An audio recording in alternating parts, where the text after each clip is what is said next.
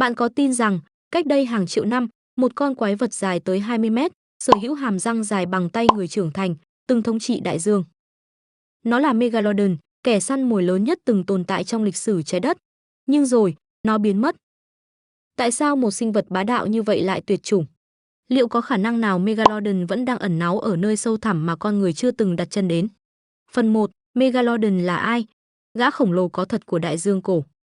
Nếu chúng ta tua ngược thời gian khoảng 20 triệu năm trước, một trong những sinh vật đáng gờm nhất từng tồn tại trên trái đất sẽ xuất hiện trong tầm mắt, Megalodon.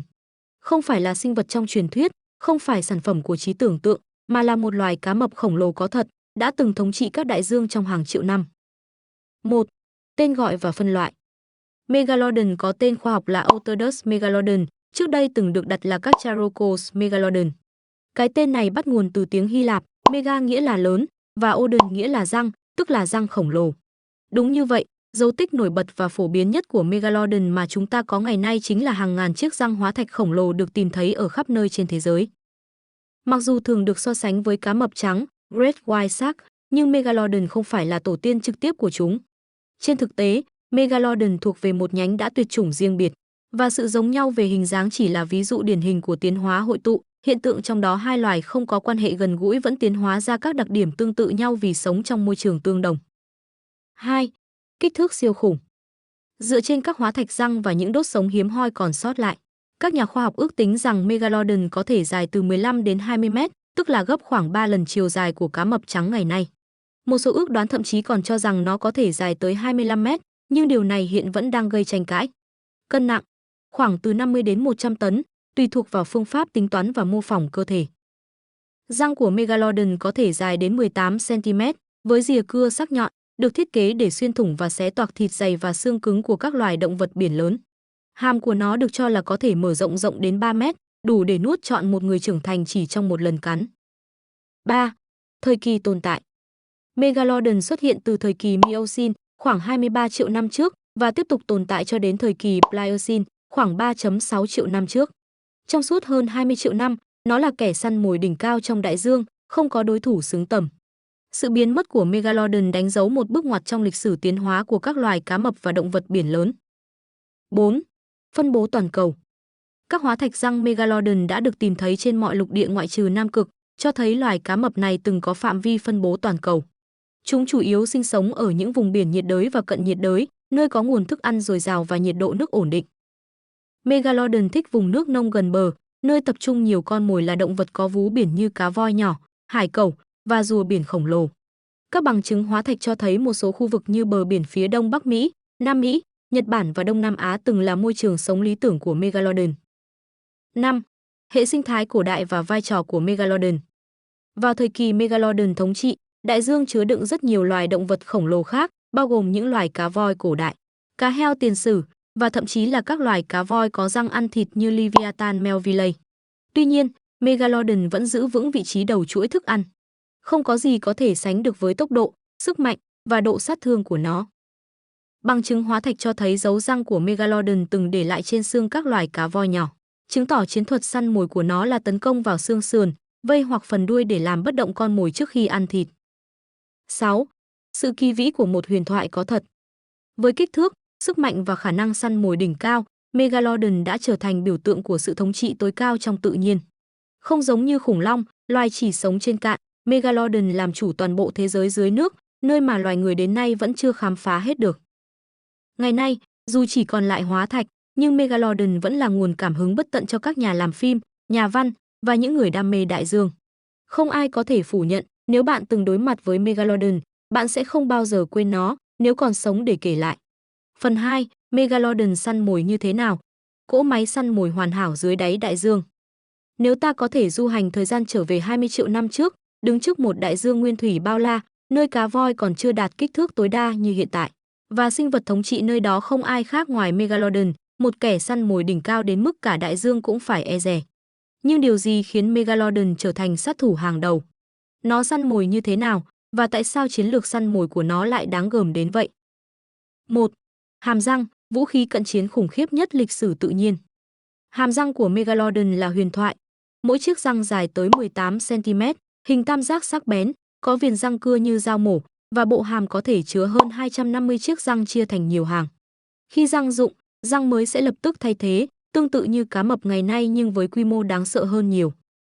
Áp lực cắn ước tính của Megalodon rơi vào khoảng 108.000 đến 180.000 Newton, gấp từ 3 đến 6 lần cá mập trắng lớn hiện đại và mạnh hơn bất kỳ loài ăn thịt nào từng tồn tại trên trái đất. Nếu Megalodon cắn vào một con cá voi, nó có thể phá vỡ xương sườn và đâm xuyên hộp sọ chỉ trong một nhát. 2. Kích thước khổng lồ, chiến thuật tấn công bằng sự áp đảo. Với chiều dài ước tính từ 15 đến 20 mét và cân nặng lên tới 50 đến 70 tấn, Megalodon có thể không phải là tay săn mồi nhanh nhất, nhưng nó là kẻ săn mồi có thể gây chết từ cú va chạm đầu tiên. Kích thước này giúp nó có chiến thuật săn mồi độc đáo, lao thẳng với tốc độ cao vào phần bụng hoặc đuôi con mồi lớn như cá voi, làm mất khả năng di chuyển, sau đó quay lại hoàn tất đòn kết liễu. Các bằng chứng khảo cổ từ hóa thạch xương cá voi có dấu răng Megalodon cho thấy chúng thường tấn công vào các vùng yếu như vây lưng, vây đuôi hoặc hộp sọ, một dấu hiệu rõ ràng về chiến thuật săn mồi có tính toán, không đơn thuần là săn theo bản năng. 3. Chiến lược săn mồi, nhẫn nại, tàng hình, kết liễu. Không giống như nhiều loài cá mập hiện đại sử dụng tốc độ cao để truy đuổi, Megalodon có thể sử dụng chiến thuật tàng hình trong vùng nước sâu, nơi ánh sáng ít, tận dụng cơ thể lớn nhưng di chuyển lặng lẽ để tiếp cận con mồi. Sau đó, nó tung đòn quyết định từ bên dưới, một chiến thuật được nhiều loài cá mập ngày nay như Great White áp dụng, nhưng ở mức độ khủng khiếp hơn nhiều. Nghiên cứu còn cho thấy dấu hiệu Megalodon có thể phân loại con mồi và ưu tiên cá voi non hoặc bị thương. Điều này phản ánh mức độ tiến hóa nhận thức cao trong việc chọn lựa mục tiêu để tiết kiệm năng lượng và tối ưu hiệu quả. 4. Phạm vi hoạt động, một sát thủ toàn cầu. Dựa vào hóa thạch răng được tìm thấy trên khắp thế giới, từ châu Mỹ, châu Âu, châu Phi cho đến Đông Nam Á, Megalodon được coi là loài cá mập có phạm vi hoạt động rộng toàn cầu. Nhưng điều đặc biệt là chúng ưu tiên khu vực biển ấm, gần bờ và nơi có nhiều quần thể cá voi. Những khu vực như vùng Caribe, Ấn Độ Dương và Thái Bình Dương từng là thiên đường săn mồi của Megalodon. Sự xuất hiện dày đặc của răng Megalodon gần các khu vực cửa sông và bờ biển cổ xưa cho thấy chúng không chỉ hoạt động ở biển sâu mà còn có thể tiếp cận vùng nước nông khi cần thiết, một chi tiết khiến ta phải rùng mình khi tưởng tượng nếu một cá thể như vậy tiếp cận gần bờ biển hiện đại. 5. Đỉnh cao chuỗi thức ăn, không đối thủ xứng tầm. Trong suốt thời kỳ hoàng kim, Megalodon đứng đầu chuỗi thức ăn, không có thiên địch. Không loài sinh vật biển nào có thể săn lại Megalodon trưởng thành. Điều này giúp nó có thể sinh sản và kiểm soát quần thể con mồi mà không bị đe dọa. Nhưng cũng chính vì ở đỉnh chuỗi thức ăn, nó phụ thuộc rất nhiều vào sự ổn định của toàn bộ hệ sinh thái biển, và đây là một điểm yếu chí mạng dẫn đến sự tuyệt chủng sau này. Megalodon không phải chỉ lớn mà còn thông minh, hiệu quả và linh hoạt. Nó là đỉnh cao của quá trình chọn lọc tự nhiên trong hàng triệu năm tiến hóa. Nhưng liệu sự vượt trội này có giúp nó trụ lại mãi mãi? Câu trả lời sẽ mở ra ở phần tiếp theo. Phần 3. Tại sao Megalodon tuyệt chủng? Sự sụp đổ của một bá chủ đại dương. Từ một kẻ săn mồi thống trị đại dương trong hàng triệu năm, Megalodon đột ngột biến mất khỏi trái đất cách đây khoảng 3,6 triệu năm. Không còn hóa thạch mới, không còn răng rụng, không còn dấu vết nào của một sinh vật từng khiến cả đại dương khiếp sợ. Điều gì đã khiến một cỗ máy sinh tồn hoàn hảo như Megalodon tuyệt chủng? Phải chăng có một thế lực lớn hơn, hoặc một chuỗi sự kiện vượt khỏi tầm kiểm soát đã xảy ra? 1. Sự thay đổi của đại dương, cái bẫy khí hậu khổng lồ. Khoảng 5 triệu năm trước, trái đất bắt đầu bước vào chu kỳ lạnh lên, mở màn cho thời kỳ băng hà kéo dài hàng triệu năm. Nhiệt độ toàn cầu giảm, khiến đại dương lạnh hơn và mực nước biển cũng hạ thấp đáng kể. Với Megalodon, loài yêu thích nước ấm và vùng biển nông, điều này là thảm họa.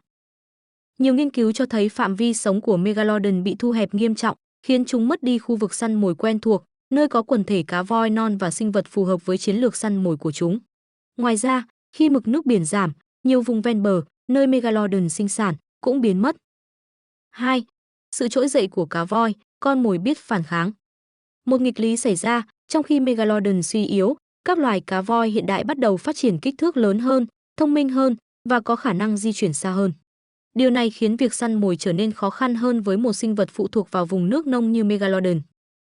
Cá voi ngày càng di chuyển ra vùng biển lạnh hơn, nơi Megalodon không thích nghi được. Cộng với sự tiến hóa của cá nhà táng cổ đại, Leviathan, một loài cá voi có răng lớn, tấn công hiệu quả, có khả năng trở thành đối thủ cạnh tranh hoặc thậm chí là thiên địch, khiến Megalodon mất vị trí độc tôn. 3. Cạnh tranh sinh tồn, kẻ săn mồi mới xuất hiện. Một giả thuyết khác là sự cạnh tranh trực tiếp với cá mập trắng lớn hiện đại, các Charodon cacarias, loài nhỏ hơn nhưng linh hoạt hơn, thích nghi tốt hơn với môi trường lạnh và có tốc độ sinh sản nhanh hơn. Một nghiên cứu năm 2019 công bố rằng hóa thạch Megalodon biến mất khỏi hồ sơ địa chất cùng lúc cá mập trắng hiện đại xuất hiện phổ biến. Dấu hiệu này cho thấy cá mập trắng có thể đã thay thế Megalodon ở vị trí đầu chuỗi thức ăn tại các khu vực ven bờ, nơi Megalodon từng thống trị. Mặc dù không thể chiến thắng về kích thước, cá mập trắng thắng thế nhờ vào sự nhanh nhẹn, thông minh và sinh sản hiệu quả, điều mà một loài to lớn như Megalodon khó duy trì. 4. Chu kỳ sinh sản chậm, điểm yếu chí mạng. Một đặc điểm thường thấy ở các loài động vật lớn là chu kỳ sinh sản chậm, thời gian nuôi con lâu và số lượng con ít. Megalodon được cho là sinh sản trong vùng biển nông, cá con ra đời có kích thước lớn, 2-3 mét, nhưng phải sống gần bờ để phát triển, điều này khiến chúng dễ bị tổn thương khi môi trường thay đổi. Nếu vùng sinh sản biến mất do nước biển rút hoặc nhiệt độ thay đổi, khả năng duy trì quần thể sẽ giảm mạnh. Khi số lượng cá thể giảm nhanh chóng mà tốc độ sinh sản không đủ để bù lại, tuyệt chủng là điều không thể tránh khỏi. 5. Không thể thích nghi, khi quá hoàn hảo trở thành yếu điểm. Có một điều nghịch lý trong tiến hóa, loài quá thích nghi tốt với môi trường hiện tại sẽ gặp khó khăn khi môi trường đó thay đổi đột ngột. Megalodon là ví dụ điển hình, quá hoàn hảo với đại dương ấm áp, vùng ven bờ rộng lớn, cá voi non phong phú, nhưng khi mọi thứ đảo lộn, nó không thể điều chỉnh đủ nhanh. Kích thước khổng lồ trở thành gánh nặng, cần nhiều thức ăn, cần môi trường ổn định, không thể thích nghi linh hoạt như những loài nhỏ hơn. Cái chết của Megalodon không phải vì một cú va chạm thiên thạch hay bị tiêu diệt bởi kẻ thù nào đó, mà đến từ chuỗi sự thay đổi liên hoàn, khí hậu, sinh thái, cạnh tranh và sinh sản. Đó là bài học sâu sắc trong tiến hóa, không phải kẻ mạnh nhất, mà là kẻ linh hoạt nhất mới sống sót. Phần 4. Megalodon có còn tồn tại đến ngày nay không? Giải mã những huyền thoại, tin đồn và sự thật khoa học. Sau hàng triệu năm tuyệt chủng, cái tên Megalodon vẫn không biến mất khỏi trí tưởng tượng của con người. Trái lại, nó còn trở thành biểu tượng trong văn hóa đại chúng, xuất hiện trong phim ảnh, trò chơi, thậm chí các video phát hiện cá mập khổng lồ lan truyền trên mạng.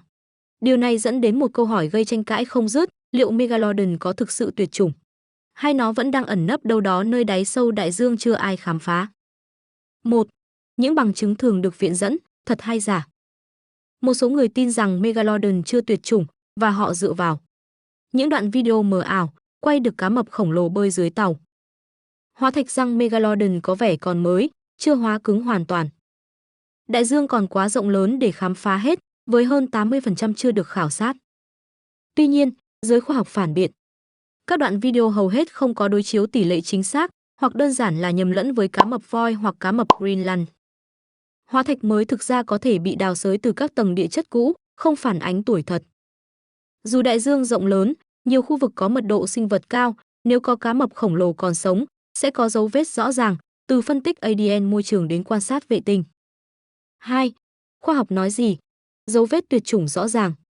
Căn cứ khoa học cho việc Megalodon đã tuyệt chủng bao gồm: không có bất kỳ hóa thạch răng mới nào sau 3,6 triệu năm trước được phát hiện tại tầng địa chất hiện đại. ADN môi trường, một công cụ mới giúp truy vết dấu hiệu di truyền của sinh vật sống trong nước biển, chưa từng ghi nhận dấu hiệu của Megalodon. Chuỗi thức ăn hiện tại không có chỗ cho một kẻ săn mồi lớn như vậy mà không để lại dấu vết, xác cá voi lớn bị tấn công, thay đổi hành vi sinh vật biển, vân vân. Nếu Megalodon còn sống, nó sẽ cần hàng tấn thức ăn mỗi ngày, điều không thể ẩn giấu trong một hệ sinh thái hiện đại được giám sát kỹ lưỡng như hiện nay. 3. Nhưng nếu Megalodon còn sống thì sao? Hãy tưởng tượng, nếu Megalodon thực sự tồn tại, nó sẽ là loài vật bí ẩn nhất trong lịch sử tự nhiên. Nhưng để sinh tồn, nó cần một môi trường đại dương rộng lớn, biệt lập, đầy cá voi và không bị loài người làm phiền. Hệ sinh sản duy trì ổn định qua hàng triệu năm mà không bị phát hiện.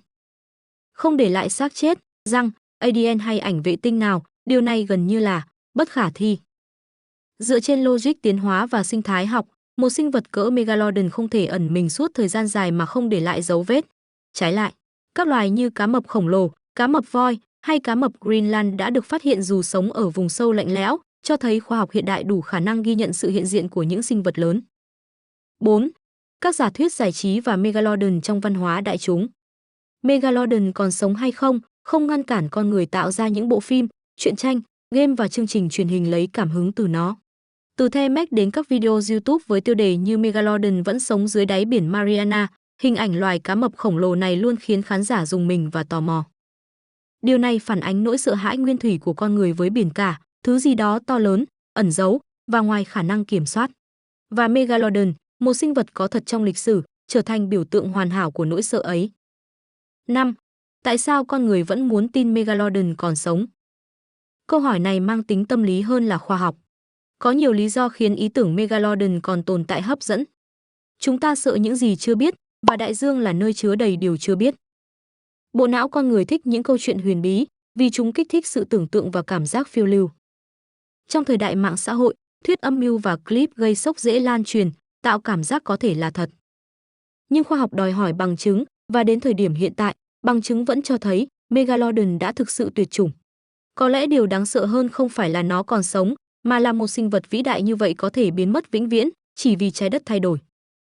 Megalodon, dù không còn tồn tại, vẫn sống mãi trong trí tưởng tượng của nhân loại. Câu hỏi về sự tồn tại của nó không chỉ phản ánh niềm đam mê khám phá mà còn là nỗi bất an sâu thẳm trước những gì con người chưa thể kiểm soát. Nhưng nếu chúng ta thực sự muốn giữ Megalodon sống mãi, thì có lẽ cách tốt nhất là bảo vệ đại dương khỏi biến mất như chính nó đã từng. Phần 5. Megalodon thật sự to lớn đến mức nào? Khi nhắc đến Megalodon, điều đầu tiên khiến chúng ta rùng mình không phải là những cú tấn công bất ngờ hay sức mạnh cơ bắp khủng khiếp, mà chính là kích thước khổng lồ của nó. Megalodon, cái tên có nghĩa là chiếc răng lớn, đã trở thành biểu tượng cho nỗi sợ hãi sâu thẳm dưới đáy đại dương. Và điều khiến sinh vật này nổi bật chính là việc nó là một trong những sinh vật săn mồi lớn nhất từng tồn tại trên trái đất. Kích thước khổng lồ, gấp đôi cá mập trắng hiện đại. Theo các nghiên cứu khoa học từ hóa thạch răng và đốt sống của Megalodon, ước tính chiều dài của nó dao động từ 15 đến 18 mét. Thậm chí có giả thuyết cho rằng chúng có thể đạt tới 20 mét, tương đương chiều dài của một chiếc xe buýt 2 tầng nối tiếp nhau. Để dễ hình dung, cá mập trắng lớn nhất hiện nay thường chỉ dài khoảng 6 mét. Nghĩa là Megalodon có thể nuốt chửng cá mập trắng như một món ăn nhẹ.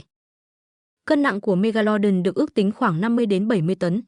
Một sinh vật khổng lồ như vậy sẽ cần một lượng lớn thức ăn để duy trì cơ thể. Điều này lý giải tại sao chúng phải trở thành những cỗ máy săn mồi hiệu quả nhất đại dương. Chiếc răng khổng lồ, đầu mối của sự thật. Không giống như xương, răng cá mập hóa thạch rất dễ tìm thấy. Và những chiếc răng Megalodon lớn nhất từng được tìm thấy có chiều dài lên đến 18 cm, gần bằng bàn tay người lớn. Nếu so sánh, răng cá mập trắng lớn chỉ dài khoảng 5 đến 6 cm. Các nhà khoa học dùng kích thước răng để suy ra tỷ lệ cơ thể Megalodon. Dựa vào đó, các mô hình kích thước của Megalodon đã được dựng lại một cách đáng tin cậy. Mỗi con Megalodon có thể có tới 276 chiếc răng sắc nhọn, xếp thành nhiều hàng. Khi răng rụng, chiếc mới sẽ nhanh chóng mọc lên, như một cỗ máy nghiền không bao giờ ngừng hoạt động. Megalodon là biểu tượng cho sự khổng lồ không tưởng dưới đại dương. Với chiều dài vượt trội, lực cắn kinh hoàng và bộ răng sắc bén đáng sợ, nó trở thành sinh vật săn mồi đỉnh cao của đại dương thời tiền sử. Nhưng chính kích thước to lớn ấy cũng mang lại những giới hạn, chúng cần nguồn thức ăn khổng lồ, không linh hoạt trong di chuyển và phụ thuộc vào điều kiện sinh thái ổn định. Câu chuyện về kích thước của Megalodon là lời nhắc nhở rằng, trong tự nhiên, cái gì quá mạnh đôi khi lại dễ tổn thương nhất khi môi trường thay đổi. Phần 6. Chế độ ăn uống và kỹ thuật săn mồi của Megalodon.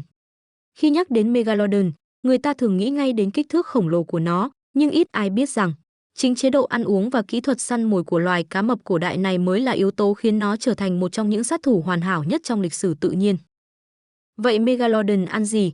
Chúng săn mồi như thế nào?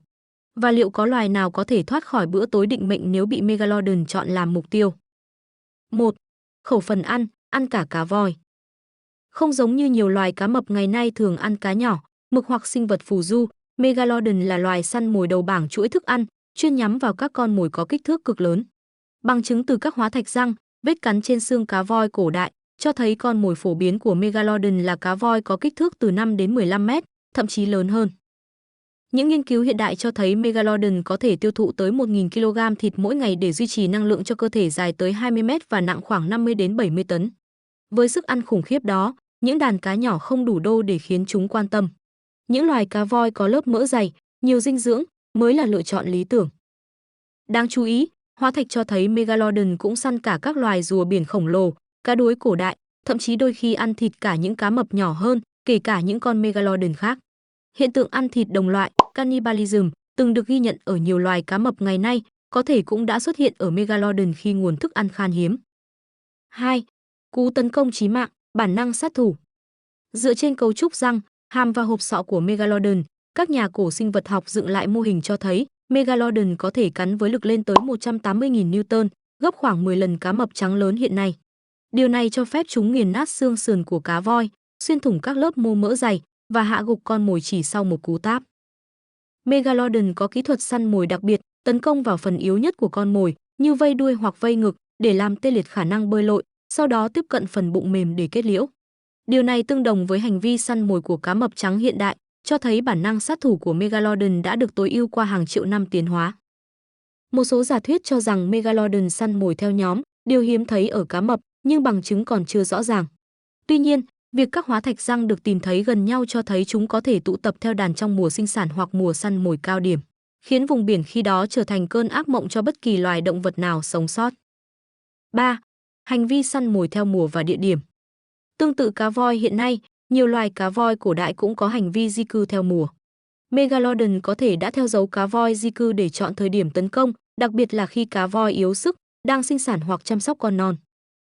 Điều này khiến những vùng biển nông, gần xích đạo, như khu vực biển Caribe, Ấn Độ Dương hay Thái Bình Dương, trở thành điểm nóng săn mồi. Một lượng lớn hóa thạch răng Megalodon được tìm thấy tại những khu vực này, cho thấy chúng từng chiếm lĩnh các đại dương nhiệt đới toàn cầu. 4. Khả năng tiêu hóa, bộ máy lò thiêu sinh học.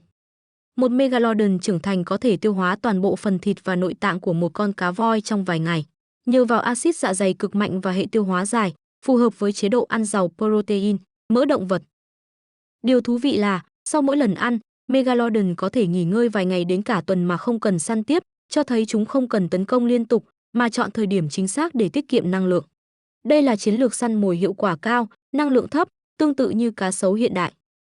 5. Mỗi chiếc răng là một lưỡi dao. Răng của Megalodon dài tới 18 cm, dày và hình tam giác với cạnh răng sắc như dao cạo. Chúng không nhai mà cắt rời miếng thịt, nuốt trọn. Hóa thạch cho thấy mỗi con có thể có tới 250 đến 276 chiếc răng chia làm 5 hàng, tự động thay thế liên tục trong suốt cuộc đời. Một con Megalodon có thể dụng và thay tới hàng chục ngàn chiếc răng trong suốt vòng đời, vì vậy răng Megalodon là một trong những hóa thạch thường gặp nhất và dễ nhận biết nhất trong giới cổ sinh vật học. Phần 7. Tại sao Megalodon tuyệt chủng? Megalodon, con quái vật thống trị đại dương suốt hàng chục triệu năm, bỗng nhiên biến mất khoảng 3,6 triệu năm trước. Không còn dấu vết, không có hậu duệ, không hóa thạch xương mới nào, Megalodon tuyệt chủng một cách triệt để và bí ẩn. Câu hỏi đặt ra là, điều gì có thể hạ gục một sinh vật gần như hoàn hảo? Kẻ săn mồi mạnh nhất thời tiền sử lại bị đánh bại bởi điều gì? Hãy cùng khám phá những nguyên nhân sâu xa đã đẩy Megalodon vào tuyệt chủng và cách những sự kiện đó thay đổi toàn bộ hệ sinh thái đại dương mãi mãi. 1. Sự thay đổi khí hậu toàn cầu. Một trong những nguyên nhân lớn nhất khiến Megalodon biến mất là sự thay đổi khí hậu mạnh mẽ vào cuối thế Pliocene, khoảng 3,6 triệu năm trước. Đây là thời điểm trái đất bước vào một chu kỳ lạnh toàn cầu, mở đầu cho thời kỳ băng hà kéo dài hàng triệu năm sau đó. Đại dương bắt đầu lạnh đi, nhất là ở các vùng biển nơi Megalodon thường săn mồi. Những vùng biển nông ấm áp, môi trường lý tưởng của loài cá mập khổng lồ này, bắt đầu co lại.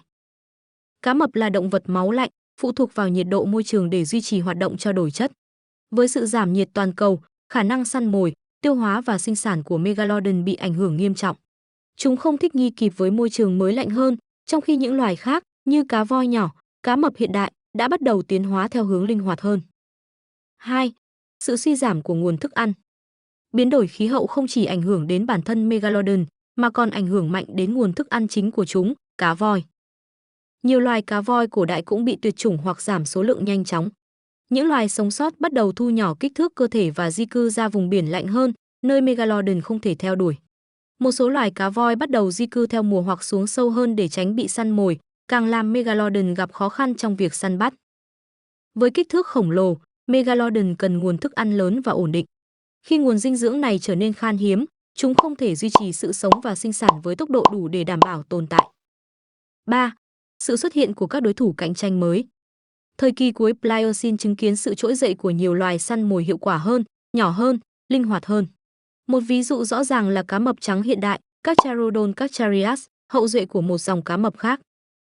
Cá mập trắng không chỉ có cấu trúc hàm sắc bén, tốc độ bơi nhanh, mà còn thích nghi tốt với cả vùng nước lạnh và nước ấm, cho phép chúng di chuyển xa hơn, tiếp cận con mồi dễ dàng hơn. Cùng thời điểm, một số loài cá voi có răng như cá nhà táng cổ đại cũng trở thành những đối thủ tiềm năng, thậm chí có thể săn cả cá mập. Cạnh tranh về nguồn thức ăn trở nên gay gắt. Megalodon, vốn chậm mà chắc, không thể so sánh với các loài mới về tốc độ, sự linh hoạt và khả năng thích nghi nhanh. 4. Sinh sản chậm, vòng đời dài. Dựa trên kích thước và so sánh với các loài cá mập ngày nay, các nhà nghiên cứu ước tính rằng Megalodon có thể mất hàng chục năm để trưởng thành, và chỉ sinh ra vài con non mỗi lần. Điều này dẫn đến một bất lợi lớn, sự phục hồi quần thể rất chậm. Nếu môi trường thay đổi, nguồn thức ăn giảm sút hoặc có sự cạnh tranh từ loài khác, số lượng Megalodon giảm sẽ không kịp bù đắp bằng thế hệ mới. Ngược lại, nhiều loài cá mập hiện đại có khả năng sinh sản nhanh hơn, thích nghi tốt hơn, nhờ đó sống sót qua những biến động thời hậu Pliocene. 5. Những dấu hiệu cho thấy sự suy tàn. Bằng chứng địa chất cho thấy, hóa thạch răng Megalodon xuất hiện ngày càng ít trong các tầng địa chất sau 4 triệu năm trước. Sau mốc 3,6 triệu năm, gần như không còn dấu vết nào mới, cho thấy sự tuyệt chủng hoàn toàn đã xảy ra. Không chỉ hóa thạch, mà sự thay đổi sinh học trong chuỗi thức ăn cũng phản ánh sự vắng bóng của Megalodon. Cá voi và các sinh vật lớn bắt đầu tăng số lượng, phát triển đa dạng hơn sau khi kẻ săn mồi tối thượng biến mất. Đây là một bằng chứng gián tiếp nhưng mạnh mẽ về sự suy tàn của Megalodon. 6. Không có Megalodon nào còn sống đến ngày nay. Một số thuyết âm mưu từng lan truyền rằng Megalodon vẫn còn sống, lẩn khuất dưới các vực thẳm đại dương chưa được khám phá. Tuy nhiên, không có bằng chứng khoa học nào xác nhận điều này. Với kích thước khổng lồ, nếu Megalodon còn sống, chắc chắn chúng ta đã phát hiện được xác chết, răng rụng, ADN hoặc hình ảnh qua sonar và vệ tinh. Thực tế, đại dương sâu không phải môi trường thích hợp cho một sinh vật săn mồi máu lạnh như Megalodon, nơi đó quá lạnh, quá tối, thiếu oxy và ít con mồi lớn. Các nhà khoa học đồng thuận rằng Megalodon đã tuyệt chủng hoàn toàn. Nhưng sự hiện diện của chúng từng để lại dấu ấn sâu đậm trên toàn bộ sinh thái đại dương, tạo nên một giai đoạn thống trị mà chưa loài cá mập nào khác từng đạt được. Phần 8. Megalodon và vai trò trong hệ sinh thái cổ đại. Để hiểu được tầm quan trọng của Megalodon, chúng ta không thể chỉ nhìn vào kích thước khổng lồ hay khả năng săn mồi đáng sợ của nó. Điều quan trọng hơn là vai trò mà Megalodon từng nắm giữ trong toàn bộ hệ sinh thái đại dương tiền sử, vai trò của một siêu động vật săn mồi đầu chuỗi thức ăn, tương đương với sư tử trên cạn hay đại bàng trên trời. Không chỉ là kẻ thống trị biển cả, Megalodon còn giữ sự cân bằng sinh học giữa các loài trong đại dương, ảnh hưởng đến hành vi, quần thể và thậm chí cả sự tiến hóa của các loài khác. 1. Kẻ kiểm soát quần thể cá voi. Megalodon không chỉ săn những con mồi nhỏ, mục tiêu chủ yếu của nó là những loài cá voi có kích thước trung bình như Cetotherium, baleen guan cổ đại, hoặc thậm chí cả cá nhà táng non. Bằng cách săn những cá thể yếu, bệnh hoặc non, Megalodon giúp giữ cho quần thể cá voi khỏe mạnh hơn, tránh hiện tượng bùng nổ số lượng gây áp lực lên nguồn thức ăn như cá nhỏ và sinh vật phù du. Sự biến mất của Megalodon để lại một khoảng trống sinh thái, dẫn đến sự gia tăng số lượng cá voi và động vật có vú biển khác, tạo ra hiệu ứng domino lan truyền trong chuỗi thức ăn đại dương, từ đỉnh cao đến tầng đáy. 2. Tạo áp lực tiến hóa cho loài khác. Sự hiện diện của Megalodon là nguồn áp lực tiến hóa lớn đối với nhiều loài, buộc chúng phải phát triển các chiến thuật sống sót mới. Một số thay đổi nổi bật có thể kể đến: cá voi di cư theo mùa để tránh vùng hoạt động của Megalodon. Cá nhà táng cổ đại hình thành chiến thuật săn theo nhóm và có khả năng tấn công ngược lại cá mập. Một số loài phát triển kích thước lớn hơn hoặc hành vi sống dưới tầng nước sâu, hạn chế cơ hội bị săn mồi. Sự biến mất của Megalodon đã gỡ bỏ áp lực tiến hóa này, khiến một số đặc điểm phòng vệ có thể dần mai một hoặc thay đổi theo hướng khác. 3. Ổn định cấu trúc chuỗi thức ăn đại dương. Ở bất kỳ hệ sinh thái nào, sự tồn tại của siêu động vật săn mồi, apex predator, đều cực kỳ quan trọng. Những kẻ này không bị loài nào săn mồi trực tiếp và chức năng chính của chúng là giữ số lượng sinh vật ở các cấp dưới ở mức ổn định, ngăn chặn hiện tượng bùng nổ của một loài trung gian nào đó, vốn có thể dẫn đến cạn kiệt nguồn thức ăn hoặc làm mất cân bằng sinh thái. Ví dụ, nếu Megalodon kiểm soát cá voi cỡ trung, thì điều đó gián tiếp kiểm soát số lượng cá nhỏ và sinh vật phù du, từ đó giữ cho hệ thống biển luôn trong trạng thái cân bằng động. Khi Megalodon tuyệt chủng, cấu trúc này mất đi, dẫn đến những thay đổi dây chuyền trong hàng triệu năm sau đó. 4. Ảnh hưởng đến hành vi di cư và sinh sản của loài khác. Một chi tiết thú vị, dấu tích hóa thạch răng Megalodon thường tập trung ở những vùng biển ấm, gần bờ, nơi từng là trường săn chính của chúng. Các nhà cổ sinh học nhận thấy rằng nhiều loài cá voi cổ đại có xu hướng tránh những khu vực này, hoặc chọn các khu vực khác biệt để sinh sản và nuôi con non, một dạng hành vi né tránh kẻ săn mồi. Hệ sinh thái biển cổ đại vì thế bị phân tầng rất rõ rệt về không gian và thời gian, và chính Megalodon là một trong những yếu tố tạo nên sự phân tầng đó.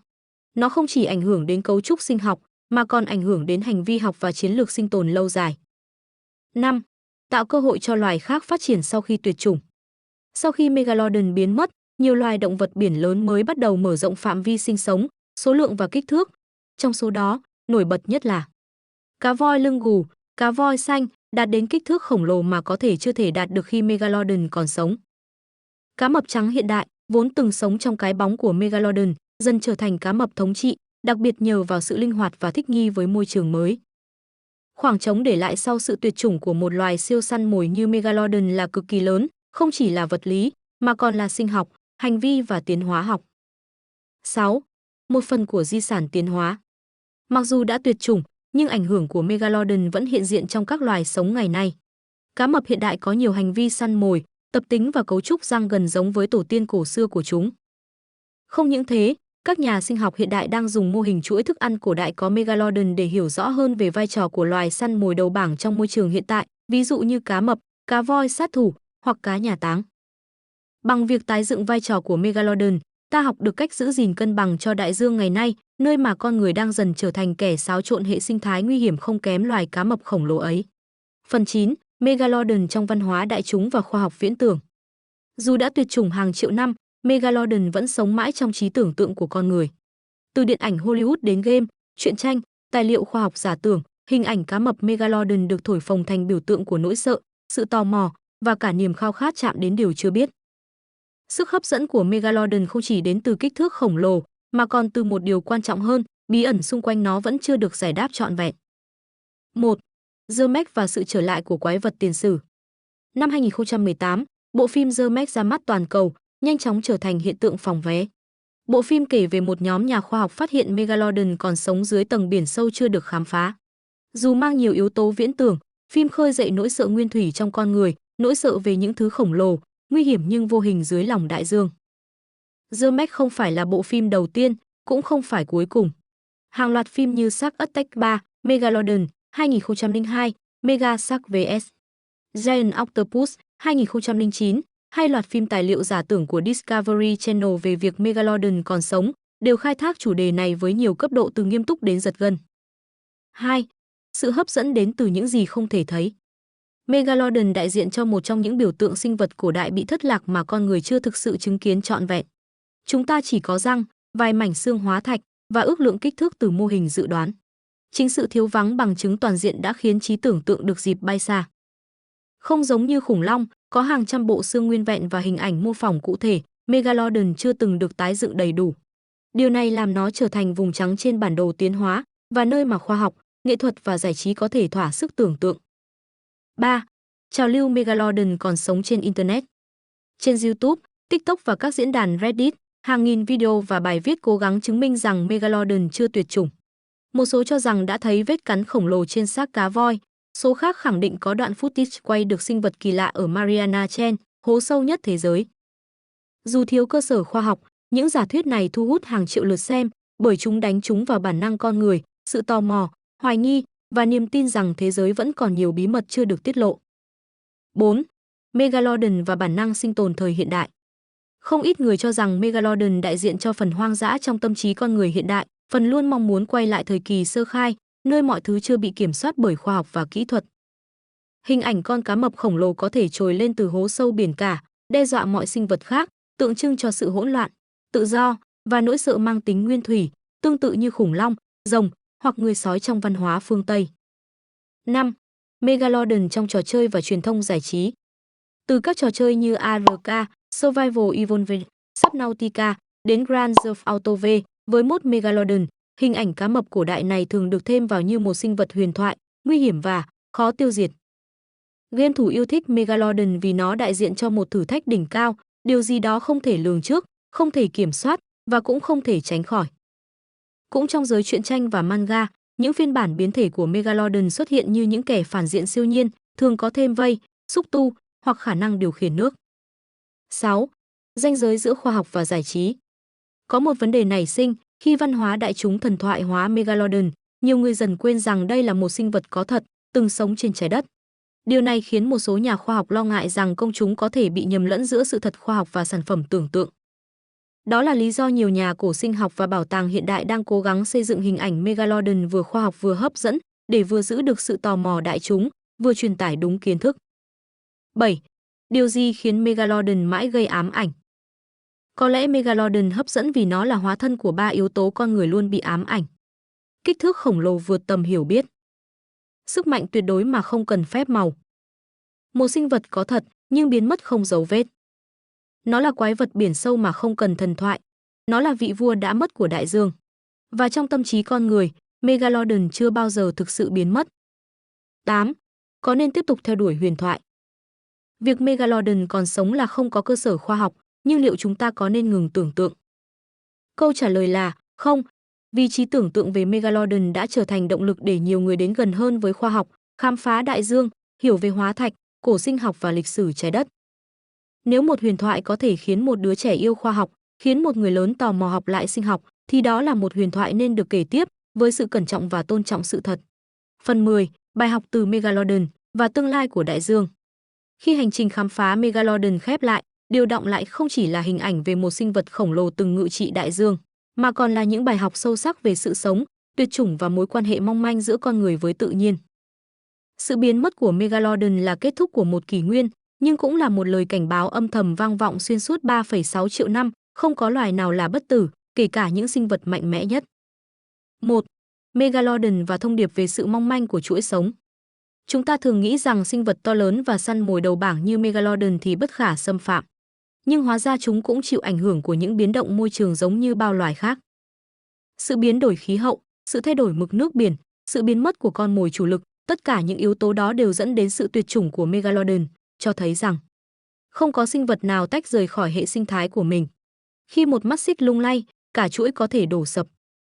Ngày nay, con người, dù thông minh và phát triển, cũng đang đối mặt với một nguy cơ tương tự khi hệ sinh thái đại dương đang dần suy kiệt vì khai thác quá mức, ô nhiễm và biến đổi khí hậu. 2. Hệ sinh thái biển, quá khứ, hiện tại và tương lai. Hệ sinh thái biển cổ đại đã từng cực kỳ đa dạng, phong phú và có cấu trúc rõ ràng. Nhưng khi các loài như Megalodon tuyệt chủng, nó để lại những khoảng trống sinh học không dễ lấp đầy. Trong vài thế kỷ qua, con người đã tiếp tục làm xáo trộn hệ sinh thái biển. Cá voi bị săn bắt gần như tuyệt chủng trong thế kỷ 19 đến 20. Cá mập hiện đại đang giảm mạnh vì nạn săn vây và đánh bắt công nghiệp. Rạn san hô, nền tảng của nhiều hệ sinh thái biển, đang chết hàng loạt vì axit hóa đại dương và tăng nhiệt độ. Không có loài nào hiện nay có thể thay thế Megalodon. Nhưng điều tồi tệ hơn là có thể chẳng còn hệ sinh thái đủ lành mạnh để nuôi dưỡng một sinh vật như vậy nếu nó còn sống. 3. Tương lai của đại dương sẽ như thế nào? Chúng ta đang bước vào thời đại mà khoa học gọi là Anthropocene, kỷ nhân sinh, nơi con người là yếu tố định hình mạnh mẽ nhất hành tinh. Nếu chúng ta tiếp tục hướng phát triển như hiện nay, tầng nước sâu, nơi từng là lãnh địa của Megalodon, sẽ dần thiếu oxy. Nhiệt độ nước biển sẽ tăng đến mức không thể duy trì sự sống ở nhiều vùng. Nhiều loài lớn như cá mập, cá voi, rùa biển sẽ biến mất trước mắt chúng ta. Nhưng nếu lựa chọn khác đi, tương lai có thể rất khác. Đó là khi con người học từ sai lầm của quá khứ.